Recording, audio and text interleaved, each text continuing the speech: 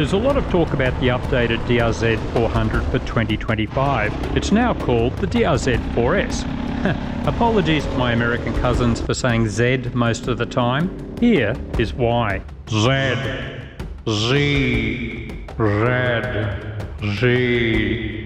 Plenty of viewers have asked my opinion. I've watched all the videos from YouTubers out for their first ride. Regular viewers know my vids tend to be critical, so here we go.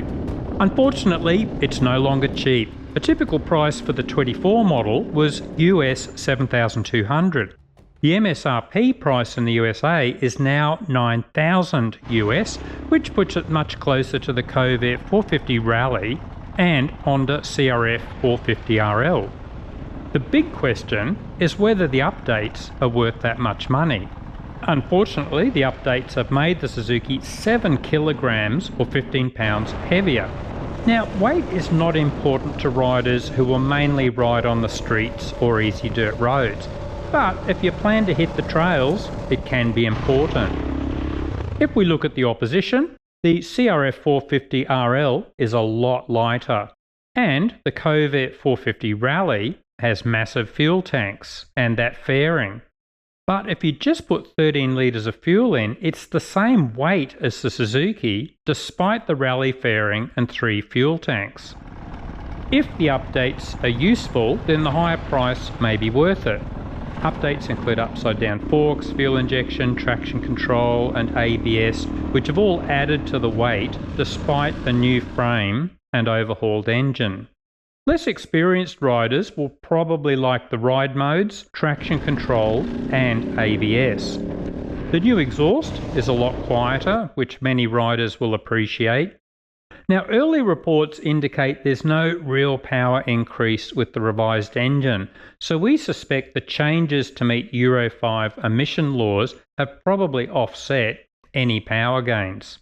The fuel tank is actually smaller now. This may be offset by better fuel economy with the fuel injection, but why not keep the larger fuel tank? The KYB suspension could be a big upgrade. The previous suspension was almost always upgraded by aggressive or heavier riders. However, keep in mind that KYB does have budget options, so time will tell just how much that suspension is improved. The elephant in the room? Where is the 6th gear? It's long been a criticism of the DR-Z400, but most riders accepted it as part of the low price. So, will the new Suzuki be successful? Probably. The higher price does put it into a different category. I suspect that riders new to dual sport bikes will probably appreciate the electronic gadgetry that should make their riding safer and easier.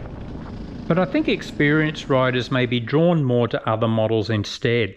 The CRF 450RL has a lot more power and has all the benefits of an enduro bike tamed enough to make it comfortable on the road. Others will prefer the Corvette 450 Rally with its massive fuel tanks, fairing and higher horsepower. Riders who don't want to spend that much money will probably be tempted by the KTM 390 Adventure, which is a lot cheaper. And in some countries, you can still have the grunt of the XR650L and Suzuki DR650 still available, again for a lot less money. And riders who aren't interested in horsepower have a wide range of 300cc models available.